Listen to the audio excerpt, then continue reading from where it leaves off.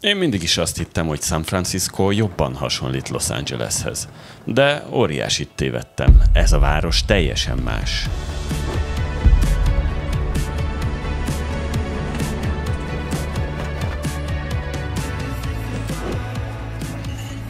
Tehát Los Angelesből San Francisco felé vettük az irányt, ami őszintén szólva egy sokkal hosszabb utazás volt, mint amire számítottam. Hiszen ez az út több mint 600 kilométeres, így mindenféle kitérő nélkül is legalább egy 7 órás út. De hát pont ezért is béreltem kocsit, hogy útközben meg tudjak állni több helyen is. Na, már egy jó 3 órája úton vagyunk a Big Sur felé, és még mindig 3,5 óra. Mivel azzal nem számoltunk, hogy a Pacific Highway-en pont le van zárva egy útszakasz földcsúszamlás miatt, és így végül a 7 órából 9 órás út lett. De még így is megérte. Ez brutálul néz ki.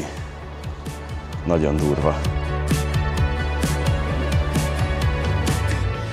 Ez itt pedig a Bixby híd, amit 1932-ben nyitottak meg, és ennek hatására vált igazán elérhetővé a Big Sur.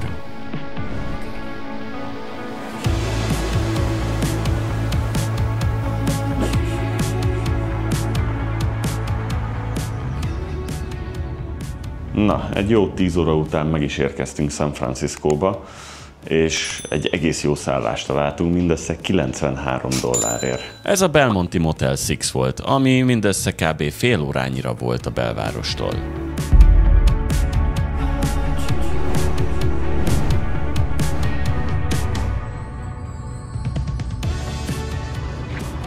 Megérkeztünk San Franciscóba, és hát, ahogy látjátok, megint óriási szerencsénk van az időjárással, mert tiszta köd, meg felhő az egész hely, úgyhogy nem tudom, hogy mit fogunk látni például a Golden Gate hídból. De mindegy, nézzük meg!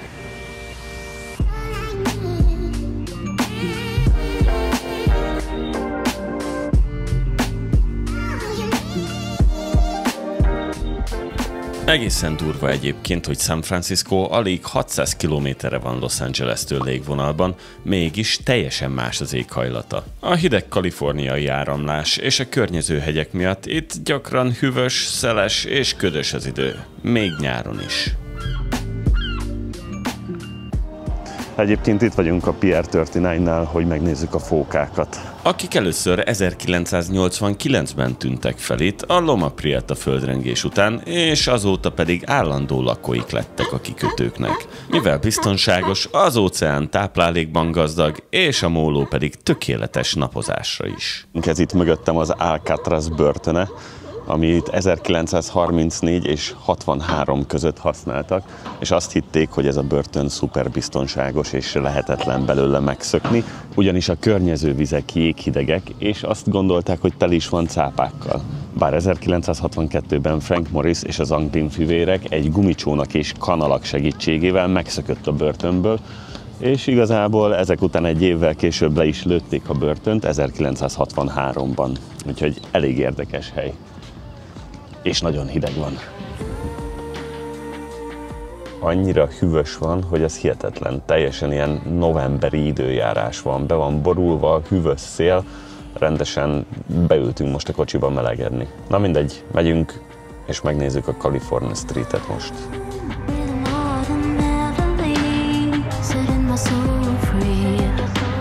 A California Street egyébként San Francisco egyik leghíresebb utcája, ugyanis itt közlekedik az az ikonikus kábelvasút, ami keresztül szeri a város szívét a Financial Districttől egészen a Csendes-óceán partjáig. Egy kis érdekesség, hogy a vasútnak amúgy nincsen motorjuk, egy föld alatti mozgókábel húzza őket, amit a vezető egy kar segítségével fog meg vagy enged el. És mindezek mellett természetesen nagyon fotogén a hely. Innen pedig a Golden Gate hidat vettük célba.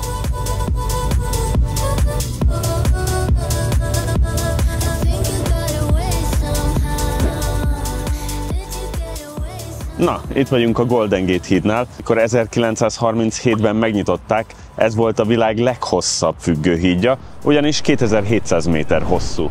Rengeteg filmben egyébként láthattuk, főleg megsemmisülni, például a Majmok bolygójában, a San Andreasban, és a neve ellenére egyébként nem aranyszínű, mint ahogy azt mindenki tudja, hanem International Orange. Ami nem csak egy esztétikai döntés volt, hanem ez a szín elvileg jól kiemeli a hidat, és még a ködben is látható. Valamennyire. Mint láthatjátok, az időjárás nem volt túl kegyes hozzánk, ezért úgy döntöttünk, hogy visszamegyünk a belvárosba felmelegedni, ameddig ki nem tisztul az idő. És mire beértünk a belvárosba, már ki is tisztult az idő. És ha már itt vagytok San Franciscóban, akkor gyertek el a Sottomare étterembe, és próbáljatok meg egy jó csupinót, ami egy olasz-amerikai levesszerűség. Így nézzük meg, hogy milyen. Jóféle?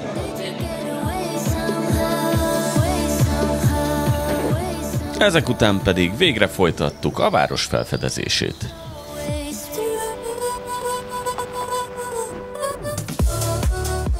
Ezek itt mögöttem pedig a Painted Ladies, aminek az építészete a tipikus San Franciscói építészetet reprezentálja, a viktóriánus házak. Élénk színeikkel és díszes homlokzatukkal már messziről magukra vonzák a tekintetet, háttérben pedig a belváros felhőkarcolói adják meg a tökéletes kontrasztot. És mindezek mellett a helyiek is imádják, mert az előtte fekvő Alamo Square Park egy igazi találkozóhely. Itt piknikeznek, kutyát sétáltatnak, vagy csak szimplán kiülnek és élvezik a kilátást.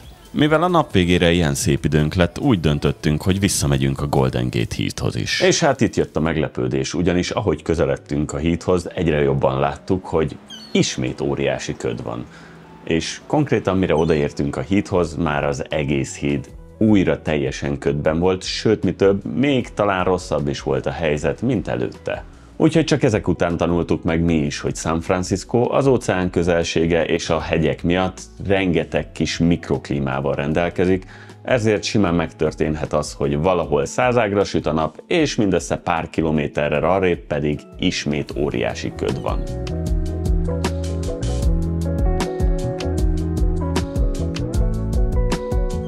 És a város teli van ilyen önvezető taxikkal.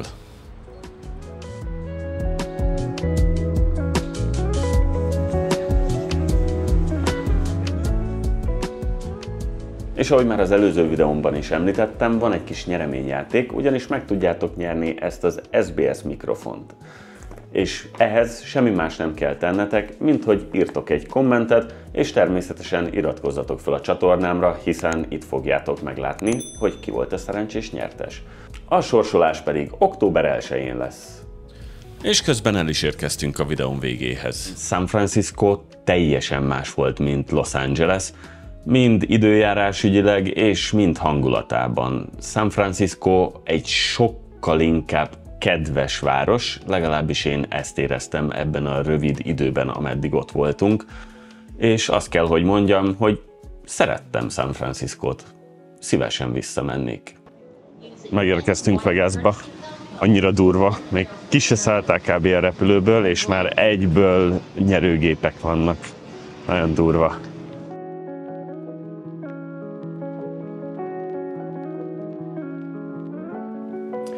Amennyiben tetszett ez a kis videó, kérlek dobjatok egy lájkot, és természetesen iratkozzatok fel a csatornámra, hiszen hamarosan jelentkezem Vegasból és a Grand Canyonból. Köszi, hogy velem tartottatok, hamarosan találkozunk. Addig is, sziasztok!